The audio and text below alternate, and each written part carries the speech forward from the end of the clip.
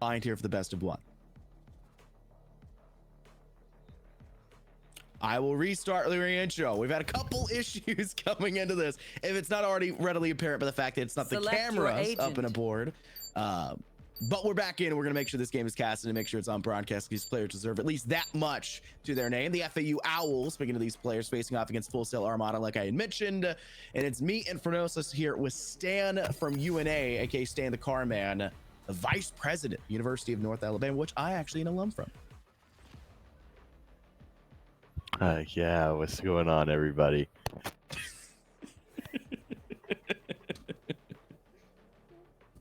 Brilliant. We're already off to a wonderful start. If I sound any different, I apologize. My computer has randomly decided that it wants to bring my CPU up to 100 degrees Celsius, which in American numbers is supposedly like 240 degrees Fahrenheit or 210 Fahrenheit, something like that. Whatever my PC tells me, it's going terribly is the context that I'm trying to give up to this point. So unfortunately, I can't have my main camera, my main PC, audio DAC, and all these things. So I'm a little bit less than well in regards to that. I'm not even standing right now, which is my usual casting. It actually feels very awkward sitting and casting now since I've stood so much. Stan, how's your sitting posture right now? You nice and yeah, it's pretty good. I'm in the wrong chair because I'm in the process of moving, so I'm in my like office chair, which I don't do anything in this office chair. I sit in the kitchen chair, which is very odd. I just play better in the kitchen chairs. So. Gotcha. It's a little set up right now, but we're working. My old CS rank used to be the best when I used to sit in the kitchen chair back in high school. My sister got a picture of me in a kitchen chair on a laptop. No, I was on a computer at the time. It was a really crappy computer playing CS an hour before my graduation started because I didn't care about my graduation and wanted to. That was in high school. I wanted to just play CS:GO and get my rank up. You know, rankage matters the most. I was a student athlete, but athlete was the first part. You should probably do it the other way around. Doesn't seem to matter here. Plant goes down here for Full Sail University. Do have to worry about the possible flank coming out of the FAU Owls. Ian gets a nice swing over towards Zuni, making sure that showers will be theirs for the taking. There's a long con flank being made back the other way by Full Sail Armada. Have to be very precarious about that engagement as their sky has not yet been spotted. And now, since Oat and Donhat find a collective 3 between them, means there's only one player left standing. This guy of the flank, and it's not going to matter as the defuse goes through. Gummy gets one, and it's a one-and-done scenario. The FAU Owls defensively show a very stalwart performance in round 1. Absolutely. FAU just ran right through him. I mean, there's nothing you can really do on the side of Full Sail there. Yep. It's a great flank, honestly. The attempt is there. The issue was Full Sail didn't really have a great position set up on the flank. Like they weren't ready for the retake that was coming through. FAU Owls sent 2 players through U-Haul, 2 players direct through. It caught them off guard. Yeah, they lose the one towards shower they were really wanting to hold on to, but the damage was done and it put Full Sail in a really bad spot. It's the issue as well with the A side. It's very hard to hold in a post plant for pistol rounds. Usually you're worried about dumpage of util, such as mollies on brimstones, orbital strikes that come in later. What can you do? There's nothing we can do. There's a lot of utility that you're expecting to utilize in later stages of post plant. In a pistol round, you just don't have access to that util. It makes it very hard to deny. That may have been a better idea to go to B instead, where gunfights are a little bit easier to manage without being shocked about them coming out from a certain angle. And speaking of shock factors, round 2 is already showing out to be a pretty difficult one for Full Sail University, dumping out a lot of utility initially towards this A site. It's all fallen through though, and they're gonna have to quickly realize maybe A isn't the best objective to take. We could start to tease and test our odds towards B. So you can see the Harbor and Jet attempt to rotate that way, but Spike is deep in showers, attempting to get their squeakiest and cleanest performance so far. All of this rotate, all of these players teasing to the B side will be effectively useless if Spike does not begin to rotate soon as 30 seconds tick down. 30 seconds left.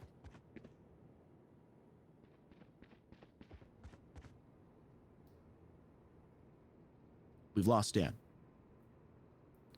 Unfortunate. Guided ladder out through showers. The Spectre from Donhat rips through 2, hunting for a third, and they'll find it. Zuni, another victim at the end of it. Donhat hunted for more, and unfortunately, they'll meet their maker of Kairu inside of Showers. The refrag is quick, though, and FAU Owls will take round 2. Then a not so surprising fashion as expected, but it is now the round for Full Sail to hopefully get rifles under their belts.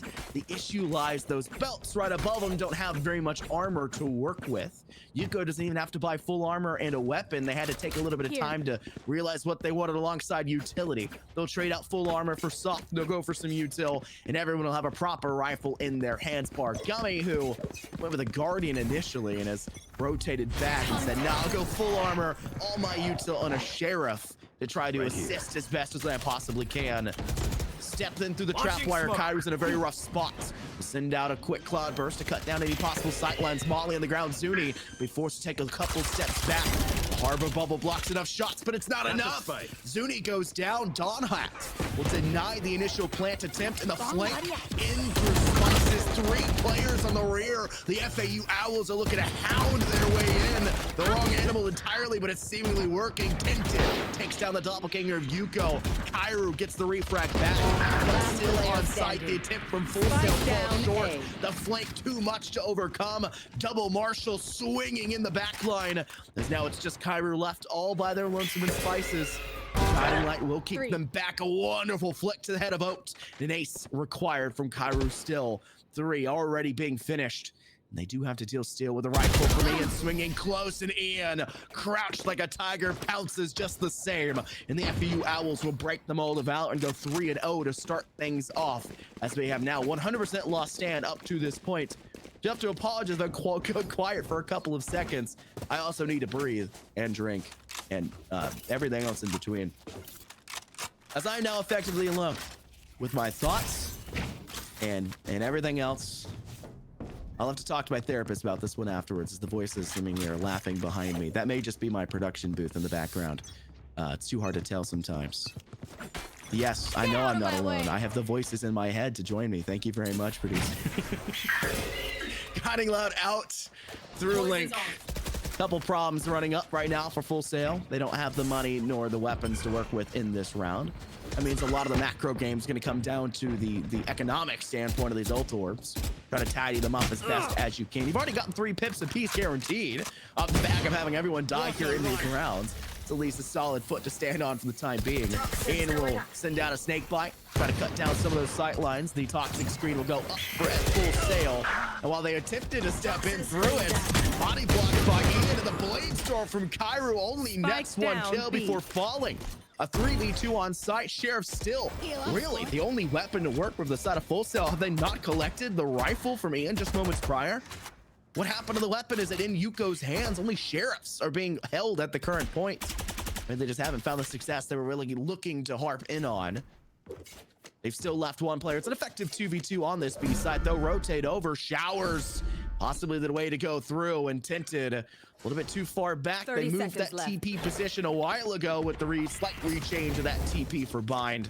It's going to make it very easy to have this flank come in through Showers, make a lot of noise from the rear. Molly to zone them away and clearing out the player on bench. Tinted and Out find the final 2, and the FAU Owls will go up 4-0 to start things off. They are dominating Full Sail to this point. So finally, they have more rifles in their hands. Please test the B site with these weapons. A has failed every single time. Bar Eco, bar Thrifty, bar Rifle so far.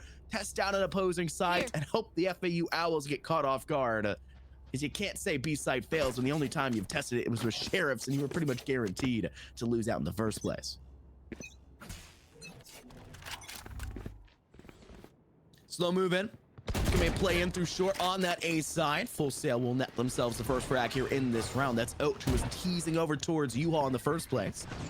They'll send out the curvature of that harbor wall and cut out sightlines as best as they can. That's a very quick and effective plant coming in for Full Sail. The Cypher for the FAU Owls, and even the Viper, who's gonna be a little bit slow to the party. Not gonna be there in time to fully assist here for this retake. It'll be a hard press recovery. Swing slow and steady for Ian, but not slow enough. Penel finds the kill first. We full sail up for 2 up to this stage, and no refrags being returned by the FAU Owls. Damage over towards the cubby side of short. It falls from fire. Satan will have to go into the afterlife just the same. Near flawless from full sail. When they need it around the most, they found a very effective way to get the job done, especially when you're at a point where the eco isn't the best it could be. Every single player keeping a rifle in their hand is where it's going to matter. And the eco for the Owls are being so primed and ready after a 4-round spree at the very beginning. You gotta expect that they're gonna try to rip away as many weapons as they possibly can. And for the Owls, that was a poor scenario for them, only getting 1 from Dawn Hat right at the very end. Don't give them ground. Looks to be another prep initially for a default split for full sail. You'd half expect it to be 2 players towards shower, 1 towards short, and 2 players testing the B side. So they go for a 3-2 default split in through mid, as well as over towards short on A. Then Hookah will be the primary testing point here for the spike carrier for full sail.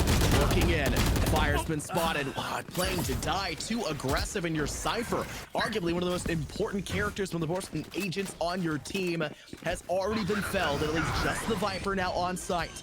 Ian's being tested though. Shoulder spotted. There goes spike carrier, and even more. The overstrike goes down, cuts the front from the back, and Ian strikes just in time. Viper for sure to take down the front line, leaving just the 2 flanking players who tried to play it as slow as possible. One inside Hookah. The attempt to rotate out, but tinted too good for it. As Oat will strike effectively onto Yuko. They lose just Fire, who over-aggressed the Cypher for their side, but everyone else played that round to near perfection to close and secure as best as they could. Then full sail will go down yet another round. That 4-round buffer that was lost by the FAU Owls is reclaimed back into their hands. And the eco, once again for full sail, noticeably lackluster and lacking all across the board. As only 4 players have weapons in their hand. Thankfully, full armor for everyone, but Penah has nothing to work with, and there's no Blade Storm to save a bit of credits in this round. It is a full sail retreat and rush as best as they can into this side. They'll fade out Kairu first and foremost, guiding light to secure space. The orbital strike had worked initially. They also popped the harbor ult to try to seclude out and force anyone away from U-Haul. A very effective way to reclaim space. They have to actually get out of sight safely, and they failed to do so initially. Dawn Hat does still get down that spike just in time before falling. Showstopper from Tinted, the raise is effective, takes down Zuni, and Tinted needs to find high ground to work with, but Yuko back in return, strikes for 2, does get traded, but it's an effective space for full sail. Still the post plant. Kairu's position is known. Back towards U-Haul, lamp, a dangerous spot to lie within.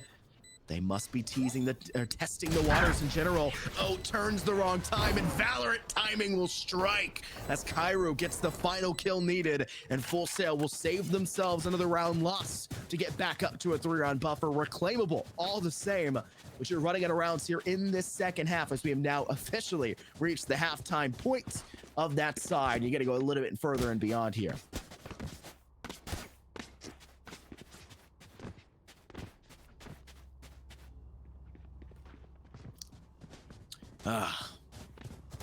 Sorry, every once in a while I gotta take a nice drink. You know, talking for 5 minutes in a row can get a little bit tired. Full step. Looks like finally a test towards the B side with proper rifles in their hands. Last time we saw this, they picked up a nice first kill from an over-aggressing Cypher. They still have a couple problems too many when it came to the separation from the back line that came off the back of the FAU Owls with the orbital strike. They have to noticeably note that likely not the same thing to happen here. They still really feel the pressure from that hookah push. They'll go 5 players deep inside long and take as much pressure as they possibly can as early as they can. Yuko will prep a boost pack, try to force away the play of those hiding in close cubby. No one is there, however. A very smart play for the Owls to hold further back.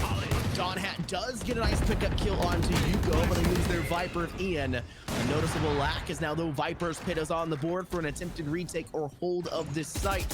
Would have been a very effective ultimate to utilize here in this round. Tinted with a long fire spray. Can't tag him much and even goes down after the fact. The full sail using 1 in the trade, get 2, and that puts them at a player advantage now up to this point.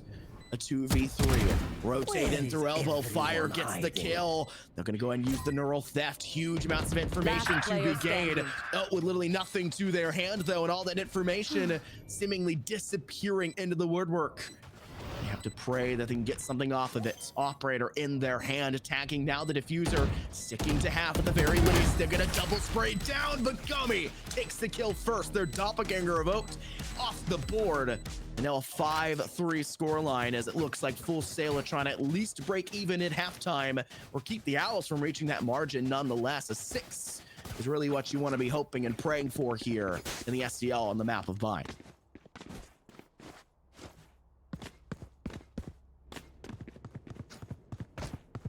Playing through spices, Full Sail will try to talk things through first and foremost. For the Owls, you're probably going to rush in through hookah and rush in through short. You can see everyone prepping up for that one. The only player that doesn't look seemingly ready to rush going to be Fire. They do take the initial early swing over towards long, but they're kept back for the time being. Cloudburst was placed up to make sure there was no information that could be gathered. Oh, will over-aggress in towards Showers, and I think for Full Sail, one player is not enough to tell you that they are saving, but two, surely enough, is. Ian swings out, loses their life. Dawn had to join in after the fact, and a frenzy at that range isn't going to do you very much good there, Tinted. Make matters worse, you overextend in the utility as well, and it is just Fire. You're gonna die out here, bud, but try to scrape away 1 or 2 kills as best as you can. Maybe just even use this elongated period of time as a bit of a tactical timeout. No double swing. Harbor walls to zone and seclude. Fire does scrape down Kairu, who goes in all by their lonesome and pays the price accordingly. The Full Sail will still put their name solidly in on this round. But the scoreline now 5-4, just one round disparaging between these two sides. Full Sail have looked pretty good up to this point. Both sides, the standout player Kairu for Full Sail, and the Owls rocking in with Dawnhat, who has been a great retaker in the early rounds. Since then, there has been noticeably silent. 11-6 for both players, 3 assists for Kairu, 2 just for Dawnhat.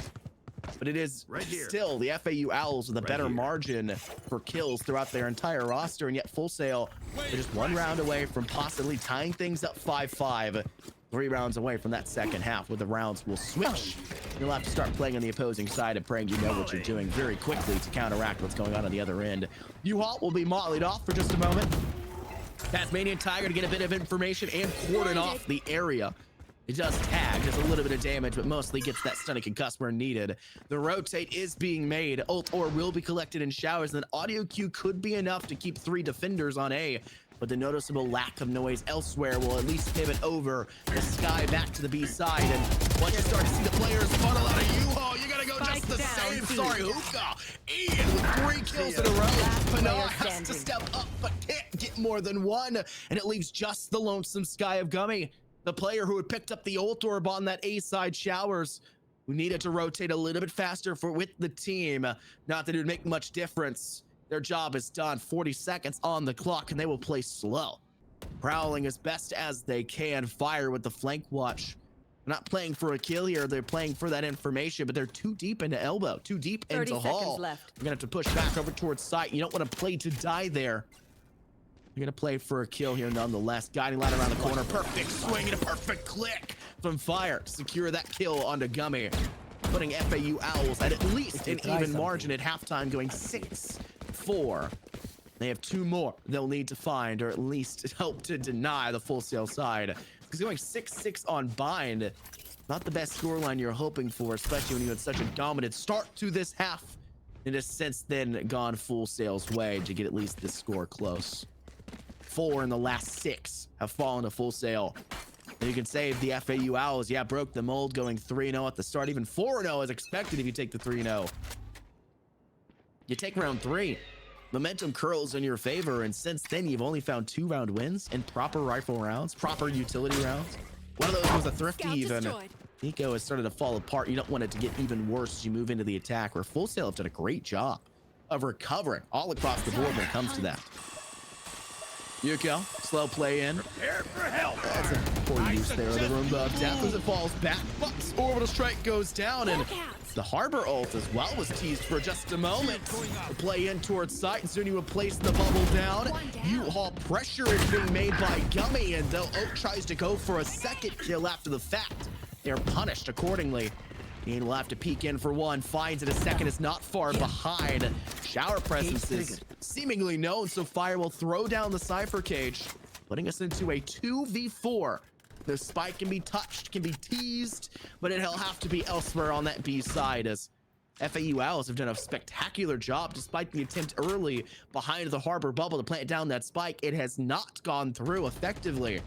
They have to go guns up for these 30 kills. seconds left. If they wait, bide their time, you'll note the FAU Owls may test the limits on the B side. They'll pivot half their roster that way, making it an even engagement on A. Yes, there is already some damage done, but the only damaged players are over on the B side instead, meaning yeah, full 200 HP to deal with, and armor on top, and Donhat takes no damage, takes down the final two, and Full Sail will go negative at halftime, guaranteed, as FAULs enter into the last round before halftime switch, 7-4. And the worst case scenario is a 7-5 stat line. But look at the money, the eco, everything Full Sail are bringing. This looks prepped to be an 8-4 bar miracle from their side.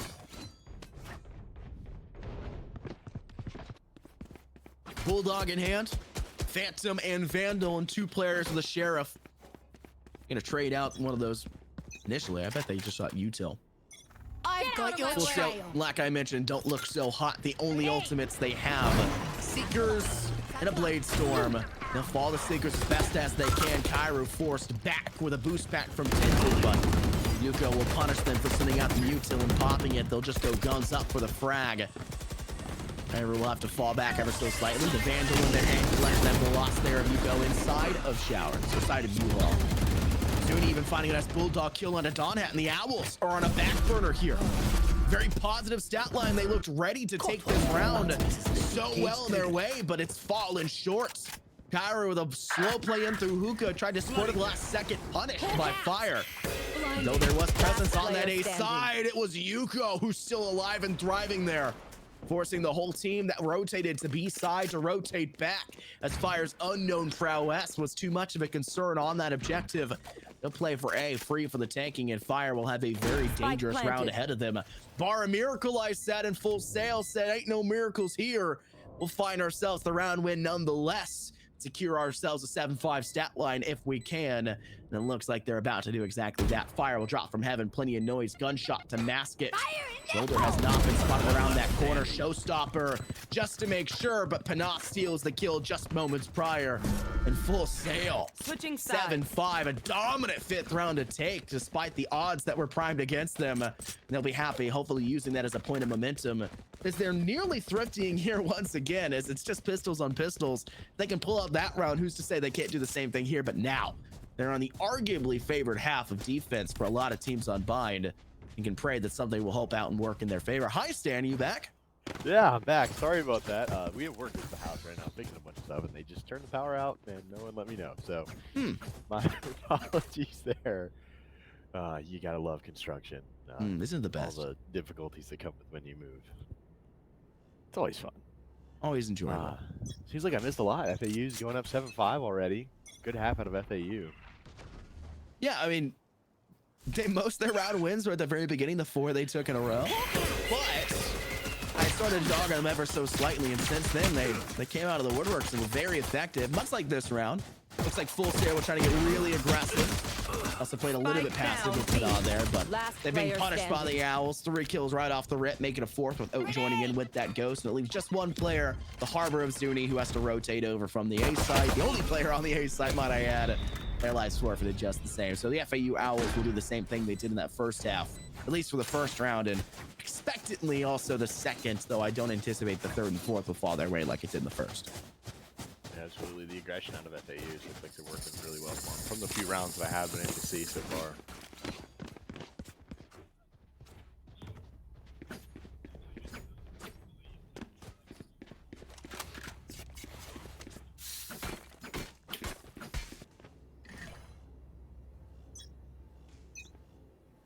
Oh, what the heck? Do you have some maracas in the background? Okay. Fire.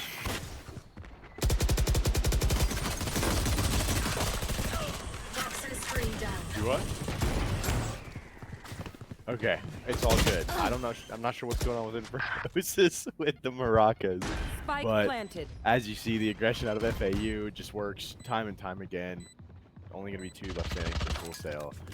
And 1 enemy remaining. Raze thought about doing the nade, second guessed himself, ended up getting swung, and that's just going to be 5 down really fast for Full Sail. That's rough. Yeah, it is kind of rough. It looks like Full Sail, you know, this buy round, it's kind of a do or die round for them. If they kind of don't get it together and figure out what's going on this round, it's not looking really good for them and their chances of winning this map. Especially considering it's a BO1, it's the most important thing. Sorry for the maracas. Apparently my PC that's been having problems overheating decided to randomly boot on. And half the fans were unplugged because I was trying to figure out what the heck was going on with cooling. So it was just clipping into wires. Just, oh no. And then it randomly just went and stopped spinning one of them. So I don't know what happened, but now I fear that one of those fans is drunken. So oh, that's not good. yeah, we've got something going on here. You have construction. I have a PC that, despite being fine for a month with all its parts, decided to randomly, you know, crap the bed. Who knows? Toxic snake bite goes down. You know, miracles can occur. Hopefully that's not broken. Ian, though, not broken nonetheless, despite the damage taking their way. Phantom up for 2 kills. Yummy with a very slow flank. Sprays down a second with a good transfer from Ian to Donhat. I'll have to put down the spike nonetheless. The Owls with prime to maybe take another 3-0 start, which would be a shocking affair. It takes them a minute to get Yummy off the board. Molly. They do so nonetheless. Molly over towards Showers. That'll cordon off the 2 players. It's effectively just Oat for the next 6 seconds on the clock. Blinded. The 2 Shower players don't have the save space to willingly step out from there. Oat, though, it's going to wait out for the audio cue. More likely than not, Pana will be the player to tap down that spike as they'll let the lone jet get a little bit closer. Player standing. Tinted onto Pana. Paint shells around the corner, cordon them off as best as you can. This round may already be effectively won just purely off the time, unless a wild swing from Tinted comes through. Pyro still with not enough time, but that's an unnecessary death, it feels like, coming out from Tinted, who could have just baited a second longer and fell back through Showers to guarantee that round win. Double digits, though, for the Owls. And they're going to be feeling a little bit of the pain from those credits lost of having to buy up, but look at the eco. 7,100 for Ian to buy up whatever they damn well please. They're looking ready. Double the scoreline of Full Sail and double digits is acquired. Yeah, Julie, I mean, honestly, I feel like if it was me in that position, being that you know, I'm not a caster, obviously, for those that are listening, you can tell. But being a player, being that they're on the bonus and they had the full buy anyway next round, I'd say that was a good P, just trying to get the kill. That way, it hurts the eco for Full Sail tremendously more than it hurts your eco. And I think he ended up throwing enough time for the bomb to kill him anyway. So now you have Full Sail. They don't even have one gun on the side of it. For their defense, they're all saving and forcing and buying weird guns while FAU just continue their offensive dominance and just run that. FAU almost had a chance there with a showstopper to find a nice kill, but fortunately they survived. Paint shells around the corner, back in for Metal. It's a good spot for Full Sail to get the retake if they can keep that spike off the floor. They're failing to do so effectively. Pana will swing eventually with the Sheriff. Let's find one. Godhat, though, will secure and get that plant down. But ultimately forcing Full Sail in for the retake, and their best player they arguably had for that retake into Luka, flinched in by their own flank coming out from mid. The 2v2 on site in favor for the FAU Owls, considering the weapons at hand. But you can pick up proper weapons if you're on the side of Full Sail and make use of them. 1 kill for the favor of Oak. A second one. Oh my goodness. What a shocking shot. Something I'm sure Hugo was not anticipating. 11-5. The Owls off of a tremendous last round. Absolutely huge offensive start for the Owls. And he said it's game. He wants this to be over as fast as possible. He's got somewhere to be, obviously. What a shot through tube there out of Oat. Wow, what a 2v1 out of Oat. It's a dangerous spot to be in, but we saw it from Fire. We've seen it from Oat now, despite being the bottom frags for their team. When it comes to B side, actually scoping in, knowing where players going to step out from. When the goal gets tough, they can take those shots. They can secure those 1v1s. Obviously saw a little bit more from Out there for the tube shot in after the fact, but we've also seen it from everyone else on the outside, like I mentioned. Full Sail, though, in this round have actual weapons to work with. Considering last round was a thrifty, you could argue that they would be even better prepped for this one with everyone having rifles in their hand, and they'll secure first blood. The Viper for the side of the Owls off the board. That's a very important agent for their attack, especially when you even get that Viper spit charged up and theoretically guarantee a round on a site. That's all fallen through. rotate away from A, possibly play the B side here, Stan. Yeah, it looks like they're gonna rotate through to B here, and only. I mean, it's gonna be a 2v4 going through hookah though. It's a little questionable from the side of FAU if Launching smoke. Wholesale can catch on to what they're doing through hookah and just stall them in hookah. Which, as you see, they're not gonna do that. They're gonna get right out on site. They're gonna get one.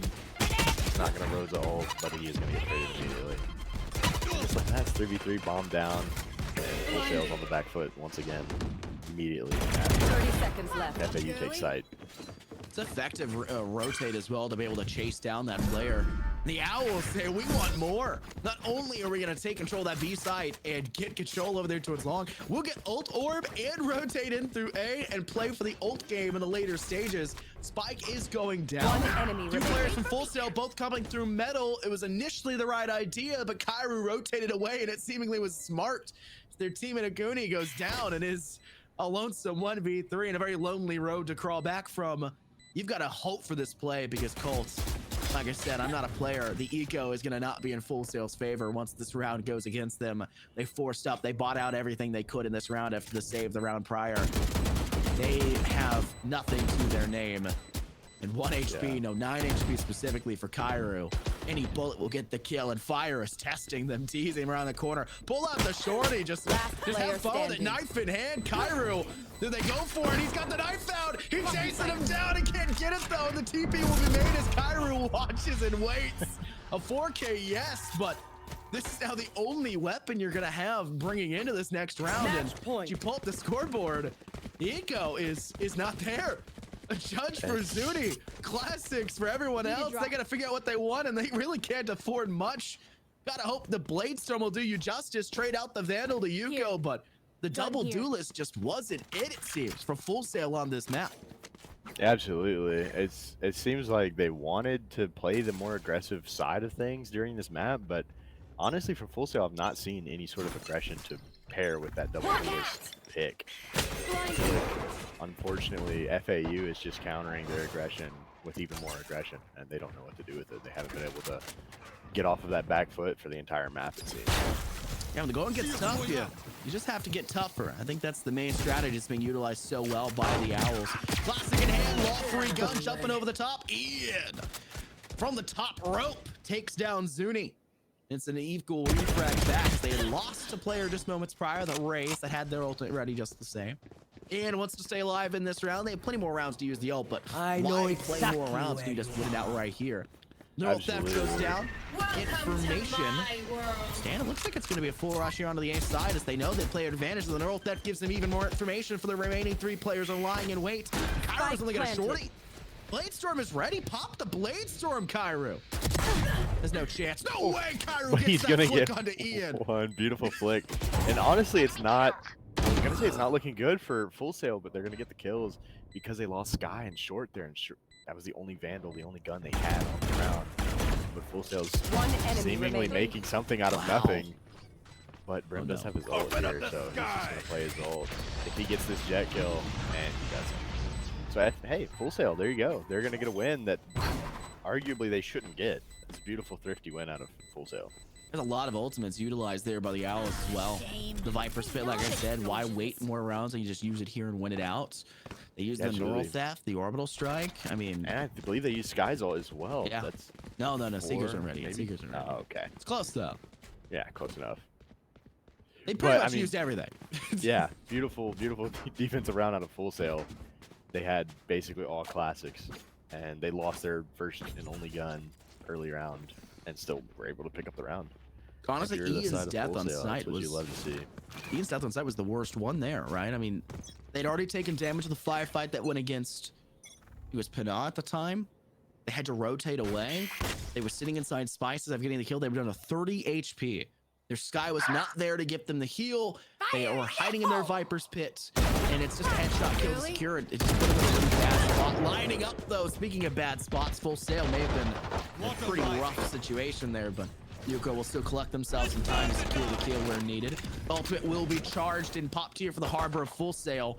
And while Reckoning is a dangerous utility to work against, Oh, fire didn't see him. Thank Oh, you. my Finally God. spot Zuni tucked away in the corner. Can't hide forever. Squeaky little rat has to actually pounce and bite to find any sort of effect. And he'll do so in time. The Owls will fly and hoot their way over to the B site instead, leaving their raise there. They know sites for sure it's not available because they heard TP. They're just going to take A site and rotate back through defender spawn. Absolutely beautiful rotate out of FAU. They want this game. Spike planted. Respect out of fire. Walks past him. Then he kills him. Then, yeah, as you saw, fire shot a little bit of body there. He's letting his mark known, even though he is at the bottom. Last player standing. He's letting Wholesale know. Bottom of the leaderboard, but still looking for a little bit of disrespect. Put some respect on their name. They're actually the only full HP player here. Even if you combine to everyone else, they would still equal not even 50. It's just how low Full Sail's Brim and FAU's Brim is alongside the Viper. And I just see fire with more disrespect. He just wants the knife. No! He's the only full health, but he's gonna throw it. But Ian's gonna get the kill. Attackers And win. there you go. FAU is gonna close it out. 13-6. I'm curious what we have here. Ah, great. The goats. Is that what the reference is being made here? I love that. Thank you, producer. Sorry, thank you, voices in my head, as I called it earlier. Wonderful. Appreciate you guys. Appreciate you guys, bearing with me as well with my power going out. That's No, it's fine. It's unfortunate. fine. It's fine. It's all right. I'll just have Fred pay me more. It's okay. I'm also, I'm a player. I'm not I've never been on the casting side of Valorant specifically. So It's all right. I've never played Valorant. I don't even know what the game is. no, fair enough. So no. I'm more of a CS:GO guy, as I launched CS2 yesterday and got off after an hour because I was horrendous. It happens. All right, we're gonna throw over to map 2. What a wonderful game from the FAU Owls. Thank everybody for bearing with all the issues and everything that happened in between, and my voice solo for the first 2/3 of that cast in the first place. But we'll get up over. Hopefully we'll have it all set up once again here for the second map, for the second game, I should say. The Owls will take themselves victory over Full Sail. We'll see you guys hopefully soon with the second match.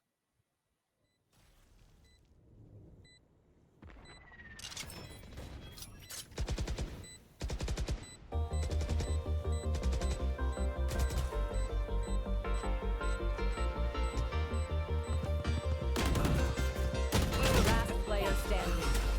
Sometimes when you're here, I can feel no doubt, 'cause you keep me where the stars are bound. It doesn't really matter, 'cause you're here with me Last now. player standing. It doesn't really matter. It doesn't really matter, 'cause you're here with me now.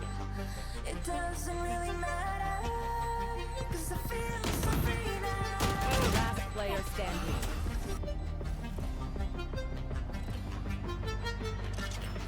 It doesn't really matter.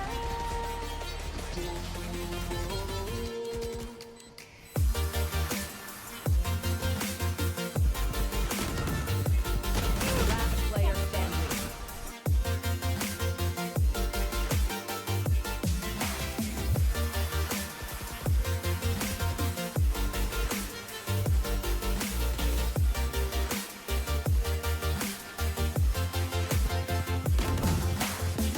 Last player standing.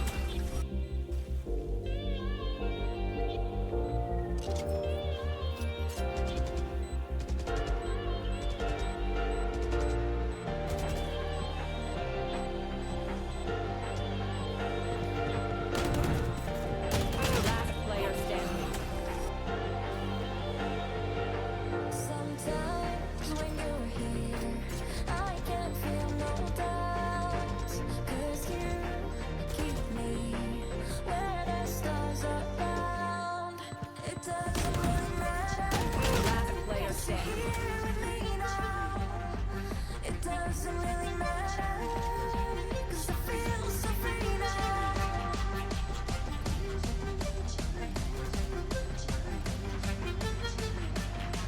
It doesn't really matter.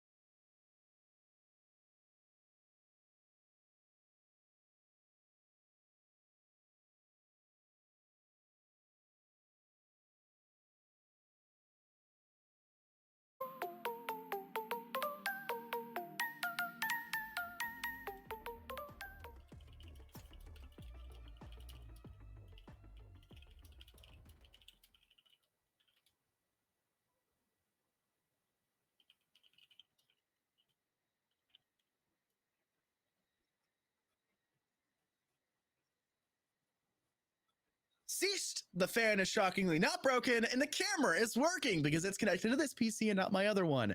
Anyways, it's me, joined here by the GOAT, a GOAT, I should specify, Stan the Car Man from UNA, and we've got ourselves our second series of the day. We're very excited to get this one going underway, hopefully not on the map of Bind. Do we have a map ban screen? Out of all the things we had going on today, is this one of the things we did? I don't know. No. You're gonna say, oh yes, we do. It's a we sense. do. Who would have guessed? Who would have guessed?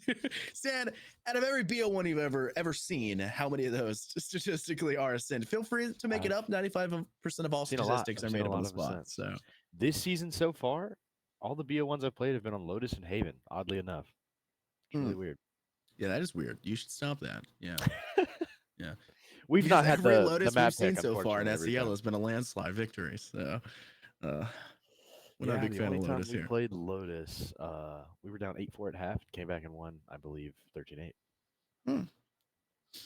And our observers saying they know who that's against. Maybe we should all know who that against. Is it against UAH fight? Maybe that's why our observer knows. That was against. Yeah, I think they did actually. So yeah. Now they're talking about NACC. Now we're talking about a completely different league. Here, I'll adjust my camera slightly. Like that's, I feel like the top of my head's getting cropped. Yeah, that match was that was a day. That was a very stressful day for me. I like how our observer in the background is talking to our caster. They can't hear the observer. I'm just talking to the voices in my head, guys. It's okay. It's the voices in our head. Stan is going insane. Stan needs help. To be fair, Stan attends UNA, and so did I, which means I still have a bit of that insanity inside of me. You know, like cyber psychosis is just kind of. It's just kind of a side effect. Yeah, correlation doesn't necessarily mean causation, but it is a big coinky dink, guys. I have to say, I love UNA though. UNA is in a really good spot. Unlike when I was there, it was in a really weird spot for esports. But now UNA is killing it, so we're really proud of the Southeast in general. But you got to have some of that, pride for your university. Like I'm an Auburn fan. They got a great esports program right now. They invited me to do a LAN for them. Same weekend as Red Bull Campus Clutch, so I'm not doing it. So fortunately, I'm already priorly engaged. Unlike Stan, Stan is never engaged in anything except for his power going out. I'm married now. I'm not engaged anymore. Yeah, he's married now, so you don't have to worry about it. Yeah. He's never been engaged since that moment. Otherwise, it's failing to turn in assignments in time and power shutting off. So yeah, absolutely. All right, enough of this, enough of the babbling. Let's get into the actual map in the first place. Agent selection, Stan, what's screaming out to you? Honestly, I'm enjoying the pick out of Georgia Tech. I'm interested to see the Harbor Viper double duelist and double controller. It's a very weird comp out of Georgia Tech, but I'm excited to see how they handle that. I feel like it could be worked really well on Ascent, but also they could lose pretty bad with this comp on Ascent as well. Yeah, it's one of those ones you kind of put all your eggs in one basket and pray that at the end of the day you're not saying, oh no, all my eggs. It's very heavy is what it feels like. It's a heavy-handed play. It's like saying all in poker when you just got your hand, right? Like that's, you should probably wait at least until the river. You probably should wait until the first 3 cards get put on the table. I think for Kentucky Blue, it's fairly standard. Sky, Omen, Jet, KJ, Sova. The KO lacking is the only thing you really notice, but it's not that big of a deal, especially if the opposition stops playing Chamber. It's not the worst case in the world. But look at JC White. Obviously their game plan is to just run it down, and that is the weirdest first opening round I've ever seen on Ascent. Down, bottom, mid, through market, cancels out the market, through defenders, spawn, rotating around. What in the world is going on in the House of Commons? Apparently Ascent is happening in a very strange manner. One player coming in from defender spawn, it's good. Unfortunately, Doug goes down and Jay Park swings in for a quick flick over towards B main where Ponix is there as well. It's a round 1 for Georgia Tech White, and they did it in possibly the most entertaining way you could ask for.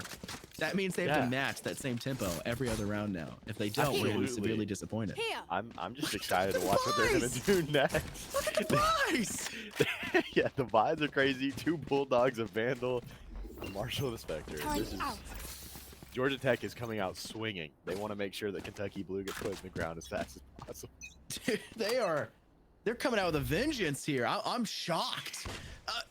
Mick used to highlight all the time when Bulldog was exceptionally strong. They'd hit it with a slight nerf. A round 2 Bulldog wasn't the most shocking thing in the world, but you'd see one maybe 2 if the team was willing to test something. After that, it was, you'd typically just see Sheriffs, a Spectre. You wouldn't see a huge heavy hand like this, right? This is a huge engagement, a huge cost for Georgia Tech White. And look at the patience they're employing here in this round as well. They're wanting Kentucky Blue to test the waters. They want Kentucky Blue to peek them, which makes sense considering they're rocking rifles in round 2. And they're being punished. I would dare say they're getting the worst end of this because Kentucky Blue aren't swinging anything. They're refusing to give up control. They're refusing to acquiesce the sight line. They want Georgia Tech White to fall into their hands, into their laps. They may just very well do so as Ponix over on Stack, over towards Arches on A. The dark cover will be employed by Buey. The classic as well in their hand. They're going to fade out to the tail end of the Roomba as well. But the shorty can't kill. Gingeritis gets 2 for free off the back of it. Twisted KP. 30 seconds That's fine. Nice left. classic kill at Spike range. The head of planted. Ezra will not survive. This is still a costly round. That's 2 weapons dropped to the side of Georgia Tech White, something they necessarily wouldn't have wanted.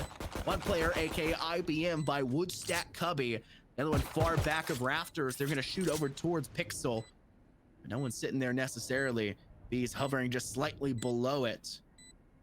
And IBM still not known. They're right above, too. They have the intel. What are you doing, Buck? You or something. Another weapon lost in this round. Costly as all get out for GT White, despite the round win.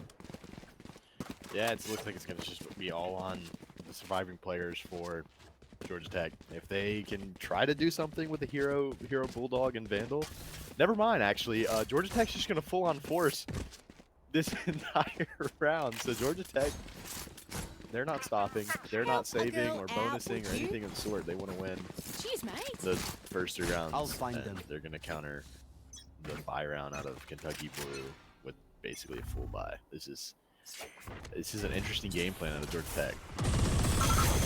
I'll see the game plan pans out for them though. Shock dot ready and waiting. Send over towards the opening of B main. The Odin from KP somehow tags down J Park just in time. The switch was still pulled. Has many Tiger around the corner. Oop. Buey takes them down to the afterlife. IBM finds one of their own, but Twisted KP and Doug going down does spell a little bit of tough spot for One enemy remaining. He has to go for a 1v1, turns into a 2v1. One With enemy straight away and remaining. even Oh. frag. Nothing's working out in GT White's favor. Ezra isolates another, but a Stairs player cuts things back the wrong way, and though IBM only had 14 HP, they only needed 1 to stay alive and get that final kill to secure Kentucky Blue. no, A much you don't needed deserve my 2-1 start mentions. in their way. GT White, if they were matched to that fervor that they had previously, the weapons they had forced in round 2 and needed in round 3, if they matched that, they've got nothing heading into this next round, and that is the case. They're still coming out like a silver team, wanting to buy up every single round. What's an eco? Just force up what you can, and if we win, we win. Yeah, I mean, that's Georgia Tech's entire game plan. It seems like with a double duelist, double controller, they just want to force every round, run at them every single round, and if it works, it works. If it doesn't, it doesn't. I guess this is an interesting game plan at Georgia Tech, but it's fun to see. It's fun to watch. Entertaining series, And just right? like It makes that. for fun. It makes for a spectacle. That's Yeah, all we're really absolutely. asking for in the SEL. Considering we didn't have much of spectacle in the previous series, because it was just me casting at the very beginning. That's It gotta was a make fun for a time game. watching all the knife wins. Yeah, that was a spectacle in its own right. That was, yeah. GTY come out with fervor. They do equalize the trade that went the other way from the Odin, but the Odin still rips through 2 more. It's a dangerous game that Georgia Tech White are playing. Just Ezra has to go in, but unlike the Flash, they flop, or maybe just like the Flash, I should say, they flop. Not the only Ezra Miller that didn't give a good standout show when needed. And Georgia Tech Whites tie up. Unfortunately, Kentucky Blue, as they'll take that round win 2 in a row. Yeah, I mean, beautiful defense out of Kentucky Blue. Get you a giggle? Yeah, I was not ready for an Ezra Miller drop, man. I'll be honest. Sorry, you see Ezra and you just immediately like you interlude that happens, into something yeah. else, you know, right? The Yeah. only other Ezra I know is Ezra Miller. Or the only Ezra I know. Fair. The only one I know is one from UNA. Ezra. Headshot. Yeah. Must have been after my time. He's no we should go ahead and longer full their at full UNA, legal name unfortunately. and their address. Just go ahead and Yeah, so like his drop it. address. I don't know it by heart, so I mean, guess You lucky just for be him. guessing. Yeah, we don't. Yeah. We wouldn't want to do that here. We don't spread misinformation. We only spread accurate, total information of everything we possibly know here. All the information you guys give us on your SEL doc sheets is public knowledge to everybody else. To be fair, the only thing we ask for is your name and your pronouns. So that's all we get in your university. But that's kind of like a byproduct, seeing which team you play for. Speaking of team you play for, Georgia Tech White aren't playing much games right now. And that's not necessarily a good thing when the game we're watching is Valorant. They One are enemy remaining. falling apart at the down, seams ever since Kentucky Blue has actually been able to put up rifles in their hands. This has been a really rough showcase for Georgia Tech White in the last 3 rounds. And I can't help but feel like the constant, incessant buys from them 30 seconds did left. not help their in case in this scenario. Also, the Odin that's been brought out every single round by Kentucky Blue that has killed at minimum 2 people on the round. That's the biggest fear factor for them on their attack. Go to the A side instead. B side is obviously not working when the wall is plastic and you guys are made of paper. Maybe some confusion out of Georgia or Kentucky Blue. He said, "I don't want the open," and just ran away. This matchup is quite interesting. I mean, you have Georgia Tech White forcing every round, doing anything they can. Kentucky Blue, they're just running around having a good time with an Odin. You love to see it, honestly. But yeah, I think this attack for Georgia Tech is going to honestly come down to if they can just stop the Odin. From what it seems like so far. If they can win their gunfights, stop the Odin, they have a good chance. But Onyx is going to get a kill right off the rib, which is not looking good for Georgia Tech White. Bue's gonna hold down tree as best they can. A little bit of assistance actually coming through from the sky of Doug. They spot anyone in courtyard? They don't. Despite the fact there are in fact players there, that's gonna make it very unknown. And the Vipers just 2 meters away from Buey. Zuba will use that unknown factor to gain a kill for themselves. Doug did not have their gun up at the time. Still gets away with that kill, but it's Ezra. The other end, not liking my statement I made earlier. Puts out one of their own films here. They're putting on a show to watch. 2 kills in quick succession coming in through that arch side. Shock dart goes through. Just barely not tagging Ezra. The 53 HP. You gotta watch out for every tiny minute amount of that HP as you can. They'll in through tree. And though IBM just scrape away a kill, damage has been done. That lockdown will be destroyed. Putting Twisted KP in a 1v1 with B. And there goes the Odin. Every single round for Kentucky Blue. It's another 2 kills from the Odin. I mean, you can't stop it from the side of Georgia Tech White. They're struggling really hard to stop that Odin. Which, I mean, honestly, as an Ascent player, you really do hate to see an Odin if you're on attack, because there's nothing more infuriating than getting spammed with an Odin every single round. My quiver is never full. I wouldn't know. Oh, lucky for you, honestly. Yeah. Lucky for you. Because apparently whenever I queue or did queue, you know, never got a snip. Never. Wow. It's always bind. Really? Bind and Haven. Yeah. Oh man, I hate bind. I love it. Really? Hate it. So it's kinda Is like that why a you love-hate left halfway through? No. Is this Unfortunately not. real answers coming out? No. Oh, Power right went now, you out. just hate the map? Yeah. You know, like, what's your we excuse get for Rocket money Boy? even if we hate the map, right? Like, it's a job. You have to kind of like roll through it, right? Listen, power went out. I'm back. I came back to the bind. We're making it work. We're making it work. Listen, Mick despises seeing Ascent over and over again. You know what we still do? We cast Ascent every single day. Mick It is is a a grueling Ascent process. hater. I love it. It's hilarious. I mean, Last player standing. who wouldn't hate it when you see it as the only Spike map down, B. you ever get to watch? I was hoping for something Yeah. a little bit fancy last week with Lotus, and we really got nothing out of it. It was a slaughter. Even though we hyped up that game so much. Very unfortunate to see it go so dominant the other way. Twisted KP and bottom mid. Aldron around the corner will spot the shoulder of the Viper, a rush through. Zumba a little bit too slow on the draw, and it doesn't seem to matter. You stole the kill from the Odin top. Know your place. The LMG secures all. It doesn't seem to matter though. It's a round 1 for Kentucky Blue, very dominantly at that.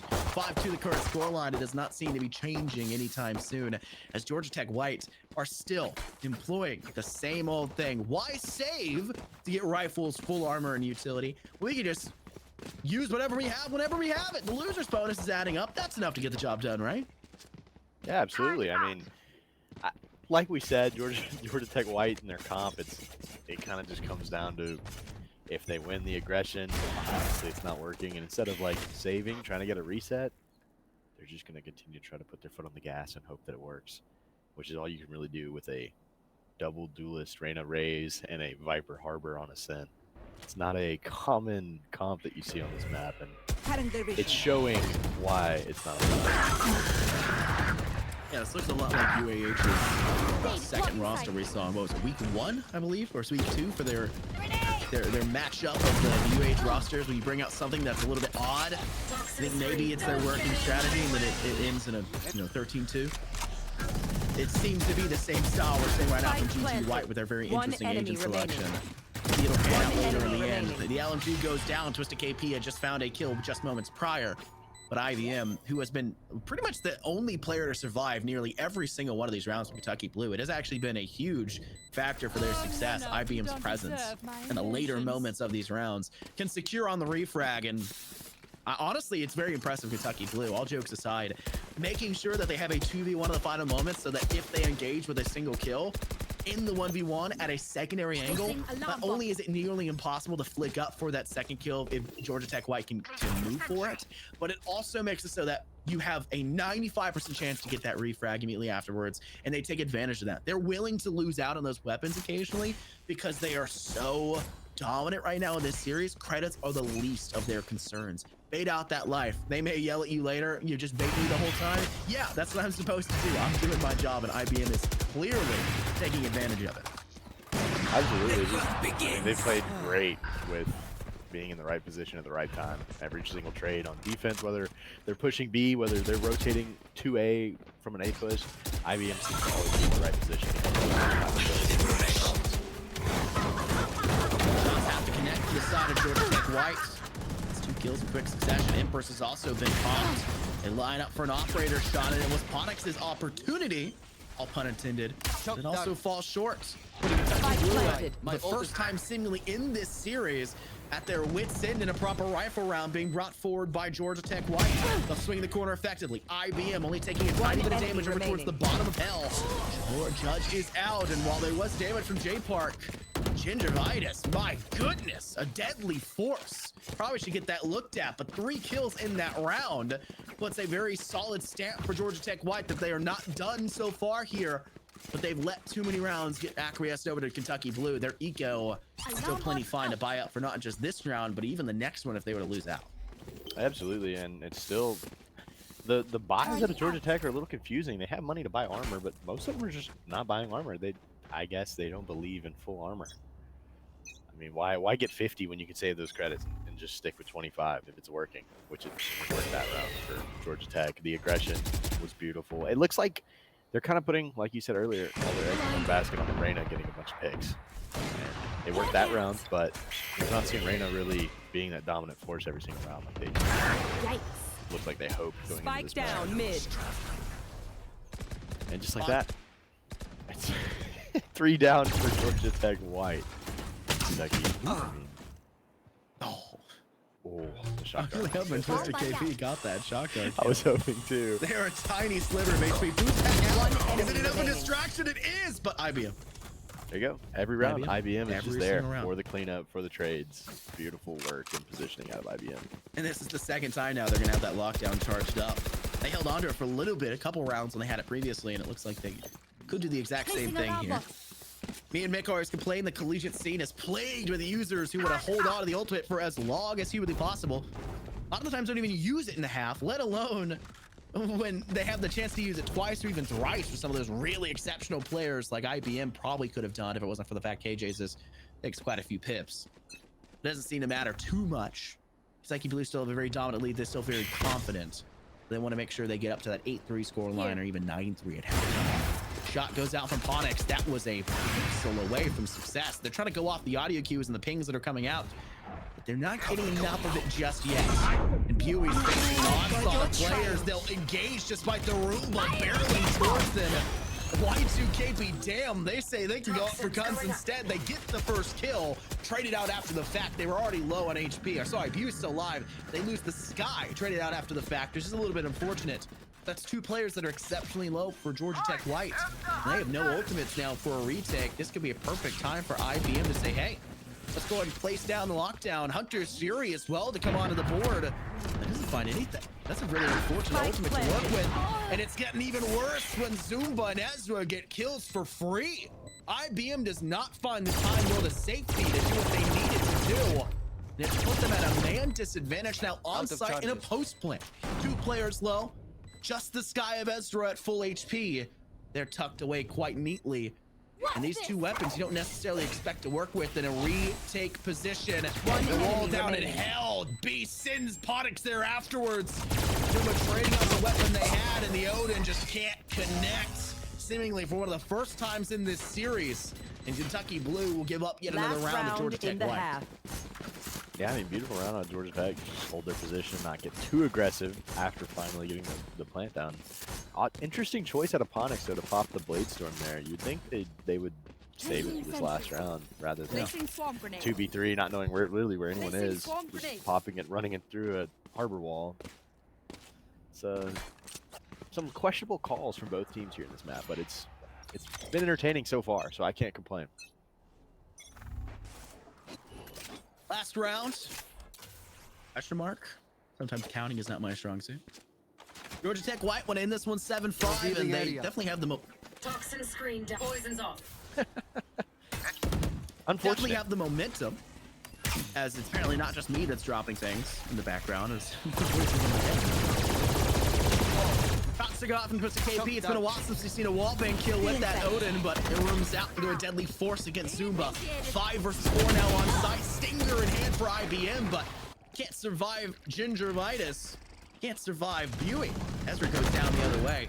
It's an even position in terms of frags on site, but it's until GT White get their hands on it from the player disadvantage. Now all of a sudden positive. J Park with 2 in a quick succession. Twisted KP and Buey, the only ones left standing. And it's an Odin and a Vandal. It's probably the best thing we've seen in terms of composition between these 2 rosters. Only have 1 person on site. Spike is down. Gervais takes a big look at damage through the smoke. They'll double swing perfectly. J Park will get that one for free. Buey in a 1v1 in the back of Boathouse gets away with it. They have to find success now. It looks to be a slow play from J Park over towards stairs. He'll tap it down to half. Buey may just be sticking it, but it's not enough time, nor is there a chance in hell. J Park 4K, what a round for Georgia Tech White and Kentucky Blue. They gave up way too many towards the end, but they still get a positive half 7-5. Yeah, absolutely. I mean, beautiful, I guess, rebound out of Georgia Tech to get those last 3 rounds and those last 4. It's gonna be rough on the defense though for Georgia Tech. I feel like they're gonna play this defense super aggressive. I mean, they're gonna have to fight a lot of things, and maybe they fight for mid control most every round. Looks like they're getting ready to fight for that mid control again, just like the opening round earlier in the game where they just ran it straight down through mid. They could have a perfect counter here and just run straight through tiles and reflank this B site that Kentucky Blue is all stacked up at. Trying to work in for bottom mid's very dangerous, but Kentucky Blue from Link. You mentioned it's going to be a fight very early, and it is. Gingivitis and J Park, a kill apiece. Nothing falling the other way. Zumba cleans up the competition of IBM. There's only 2 players now left standing for Kentucky Blue. This attack has fallen very short. And yeah, GT White have a precedent for winning pistol rounds, but like this? Yeah. Shocking. It's not really the result you're necessarily anticipating. Classic shots out. Buey gets spike down. Swung on so dang hard. That leaves just Twisted KP. They don't have their clutch, their crutch weapon, I should say, out of their arms. The Odin is not being wielded. They're waiting for the right time. They'll at least get the classic kill they need, but it is still Transfer Ghost. Yay, I guess. It's still, if you want to just buy it, bud. It's still a 1v4. It just seems like a doomed affair.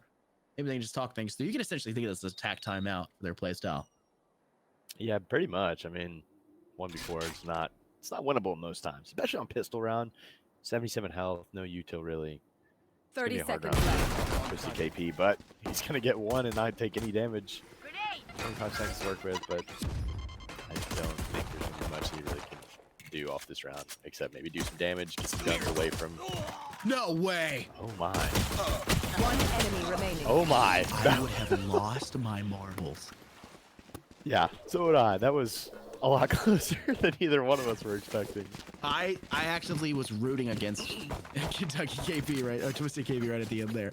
I was rooting against Twisted KP. The 3K came out and I said, please don't make me wrong. I'm backing you. Wow. The most wrong statement I could say. It was a miracle nearly occurring for Twisted KP.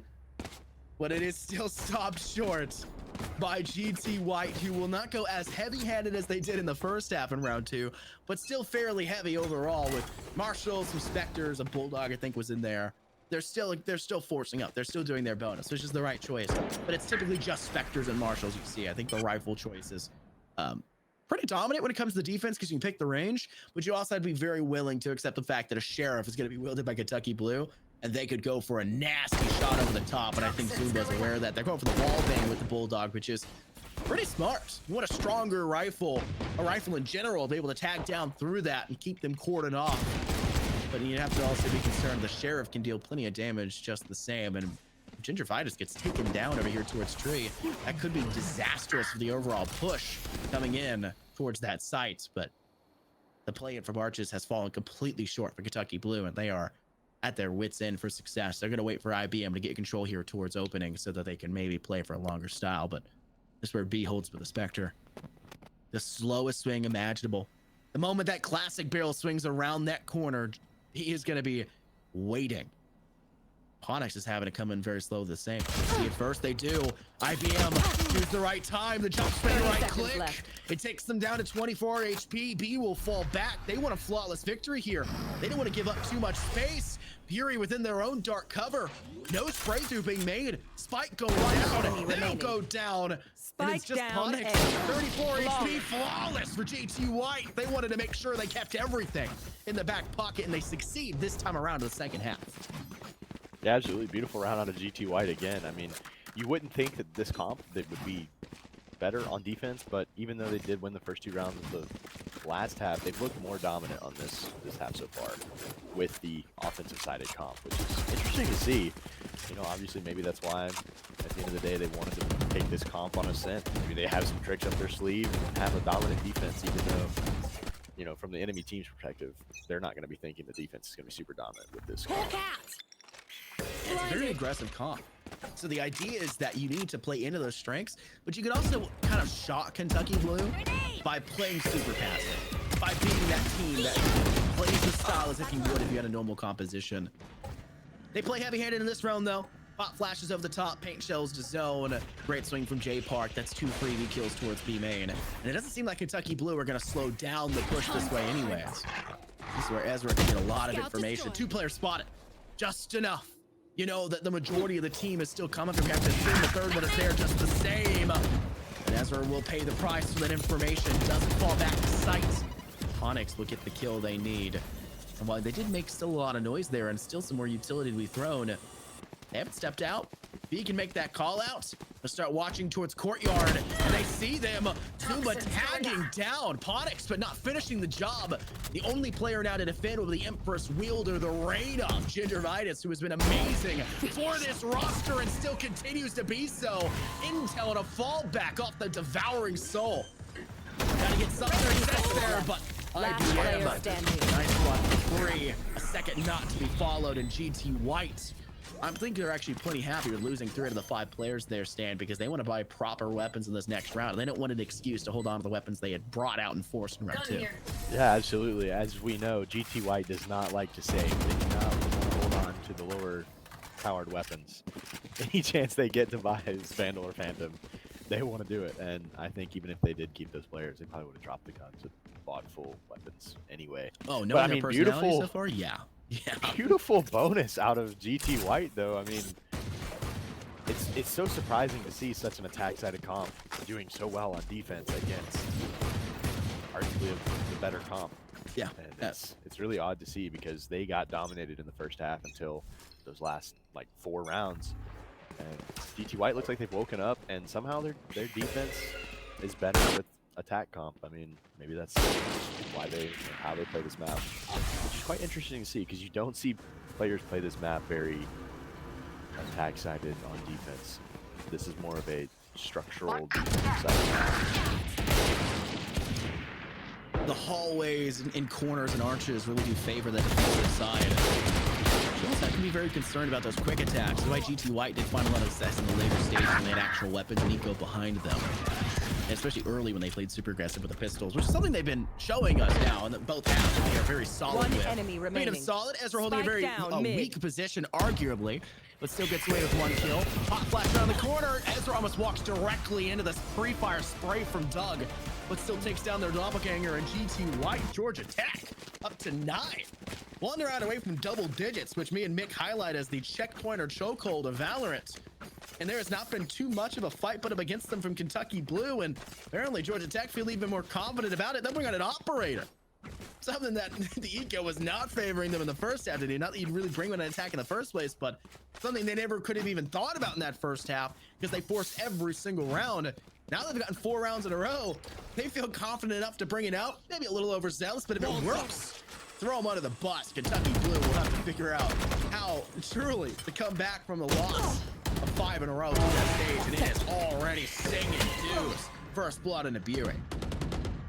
Yeah, I mean, Georgia Tech just wants to keep the foot on the gas, just like they tried to do in the offense. It didn't work because the defense of Kentucky Blue was just beautiful, honestly. But doesn't look like Kentucky Blue has any answer for offense currently. They're on a save here again, I think, or a half buy. I think they're on a half buy here. I'm just wrong. My apologies. But I mean, they've already lost a member of their team, and I'm not sure that they're going to do much here stalled in B main. There's a good chance that they get this early pick on J Park, and J Park's too aggressive, but they missed the nano swarm on stairs. And I don't know if they're going to expect 2 players to be tucked away on B side here. Park's in a very dangerous position.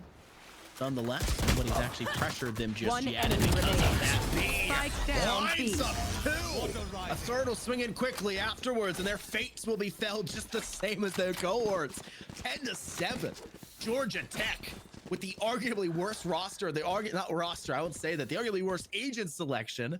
That's the proper verbiage. They're coming out with a defensive position that seems insurmountable. Kentucky Blues eco, look at it. We got a timeout. They have to talk things through. Use it or lose it. That's my opinion. You have the timeout. Make use of it. But they have sheriffs, classics. They have no money. They have to figure out what the heck they want to do. Can they force? Do they engage? Do they buy a Marshall for, tap damage at range? Do they go big and heavy onto a site? What ultimates do they want to utilize here? They're 1 pip away for the Seekers, but what can that do for you? Do you play slow for a lockdown, get both ult pips on A and B, play for that on a site? What's the idea? What's the tempo for attack? And what can they truly do against GT White, who have money, have confidence, and have looked a near completely different team than that first half performance, because they are up to 7 in a row here, Stan. They've won 8 out of the last 9 rounds that have elapsed. Yeah, I mean, beautiful comeback and resilience out of GT White. Honestly, like, they didn't take their timeout. Being down as much as they were, they lost 6 rounds in a row themselves. Never called the timeout, never used it that first half, and it almost makes you think that even though this comp is attack-sided, that they're playing for defense. They're playing for the long haul in this game, and it looks like to be working out. Whatever was going through their heads, maybe this is it. Maybe this is the game plan, and it is. They're running it with beautiful execution. Zuma gets first kill here for Georgia Tech. You notice how much Kentucky Blue feel gate kept to this point. They initially teased the idea of A. They're going to move Spike back over towards top mid and maybe trying to peruse B side instead, because they look at the safe space they've gained in towards Courtyard and Market. IBM, the player that was always the last survivor for the side of Kentucky Blue, has taken a position that arguably could be one of the reasons why they see themselves as one of the first losses for Kentucky Blue in this round. But I think they're going to play for the rotate kill. IBM waiting for Gingivitis. Do they see them in time? Gingivitis is peeking, but IBM noticeably absent to deny this. And the scoped in Gingivitis won't see as IBM strikes fast with the Sheriff. Headshot kill, no test to the player here. That's an easy as it can get. That'll equalize things up to a 4-on-4. And IBM's position is too dangerous to swing all by your lonesome. Yeah, fall back. Operator in the wrong hands. You had to hold on to side as strong as you Spike possibly down. can. J-Park with one. One How does that enemy shot remaining. hit? Dunk goes down like Buey, and Punish falls in the hands of B. It's just IBM. Just the operator they stole. My It's good ultimate for is at ready. least one. 10 The only seconds kill left. that gun will find in this round. Unless the side of GT White are gonna test them, they will. The damage is good for it, and Zumba secures. The operator will stay on the ground. Apparently they don't want it. Oh wait, nope, they don't get it. They talk a little bit faster, guys. Yeah, I mean, maybe they want to buy another one. I mean, Gingivitis has 7,400 credits. They can realistically They don't do need it, but- whatever they want. You know? So it looks like, oh, so they dropped him off. Did so they get he's it? Just gonna, Did he get they're it? just gonna, they're gonna Oh, bonus. okay. So confused. So they bought an op for them. They're just gonna bonus. I don't know. Who knows? They're gonna max out in credits. Doesn't really matter from the side of Georgia Tech White though. They're playing with the most confidence possible. Imagine. And on attack, it's so hard to play against a team that has full confidence because it's so easy to do whatever you want and dictate the map on defense for a team. And that's exactly what Georgia Tech White is doing. They're playing with confidence. They seemingly can't be stopped on defense. And Kentucky Blue just doesn't have an answer for anything that Georgia Tech White's setting up. Every single turn, every single corner, every single swing, even just minutely, somehow Georgia Tech already have a player there, ready with a second player with a flash, ready with a paint chill to cordon in zone. Every single time we've seen Kentucky Blue try to take an angle, they are met with some level of force right back in their face. And the issue is, Kentucky Blue aren't in a position, and maybe they don't have the lineup for it, maybe they don't have the strategy for it, to fight in those early stages. When Kentucky Blue can get a position at the front of arches and get right at the door of B main, stepping into sight, they can step into the objective and they'll take a fair gunfight. They 30 can, seconds you know, left. deal a lot of damage, take down players for the side of Georgia Tech. Going out. The issue is Georgia Tech doesn't let them get those strategies. It feels like the strat book for Kentucky Blue is too thin. They need something for lineups inside of lobby. They need something from market. They need something from courtyard to toss over to give an entry for another player. And it feels like, 10 despite the seconds fact they have an left. Omen who can place that utility from nearly anywhere, send the Paranoia out from huge range, they're not making full use of this kit. And it's been disastrous for their side. Round one from GTY, it's just off of time. Kentucky Blue just essentially using this as another stage for a timeout. Match B will point. somehow not get that final kill. The wall there will save the life of the final remaining player, but Kentucky Blue, throw it up. The eco. It can't be there. They save a weapon. And with that, I'm sure they're happy, but they're not looking pretty. They have all 5 ults though, so Ponic doesn't necessarily need a weapon. But they have to, I don't know, Stan. 5 ultimates, and they've had them for a while, and they haven't used them. They're waiting for the perfect time. Looking at a match point is not the perfect time for your ultimates. Absolutely, and I mean, 9 round losses in a row from the side of Kentucky Blue. Toxins going up. And just like you said, it seems like their playbook's a little thin. They have no util to clear angles. Watching or looking at anything to look for it. It feels like almost they're making some decisions that are a little bit questionable. Like a 5-man push through the Viper ult, not necessarily an ideal way to push the A site, especially when you can go through mid. Mid control on this map is crucial, but I mean, I guess they're gonna make me a liar as they're just gonna kill the Viper immediately and get rid of that Viper ult. But interesting choice out of Kentucky Blue to do that, but Buey's TP'd behind the backlines, behind the raid. They can get the kill on J Park. That's huge for the side of Kentucky. They know what it's like to get Caster's cursed here, Stan. Yeah. You say something and it's immediately thrown back in your face. It is the expected result, but sometimes the unexpected can occur. I like J Park in such a dangerous spot. Expected them to get 2 there, but somehow still, it's not like their own boost pack worked against them. 30 They only seconds get left. the 1 and they're done. It isn't even 3-on-3. Kentucky Blue have control of site. They can throw down the lockdown here, but they have used 3 ultimates. No, 4 ultimates. I don't know if the Gladestone was popped. I don't think it was. They've used 3 ultimates with no effect. Really to give them that clinical edge they're really throwing Player on. standing. And it is GTY just coming up with the win. Lockdown will One be enemy destroyed. remaining. Doug, the last chance for Kentucky Blue. Flashed away. Guiding light. They have to tag, but it's not going to happen. GT White. GG no read. Bury is disconnected. Kentucky Blue will fall to the hands of Georgia Tech White 13-7 on the map of Ascent. A literal flawless second half. What a great picture. A literal flawless second half on the defense with an agent selection that was as aggressive as a clenched fist from Mike Tyson. You know you messed up when you look at that when you're seeing it on the attack. How does it fall so heavily that way on the defense? Absolutely. I mean, there's so many question marks going into it. As we said, like that comp for Georgia Tech was super attack sided. You look at it and you're like, okay, they're going to be an attack sided team. They're going to try to scrape a few rounds for defense, but it's completely the other way around. They barely scraped through with 4 or 5 rounds on attack, and then they just win every single round on defense, which is honestly mind-blowing. That was a incredible map out of Georgia Tech. I mean, the resilience to go down 7-5 and then not drop an entire round for the next half is mind-blowing. It felt like that game was a battle of whose attack was better, right? Defensively, they had troubles, right? Facing off against the defense, I should say. On the attack, GT White had troubles facing off against the defense that was coming out.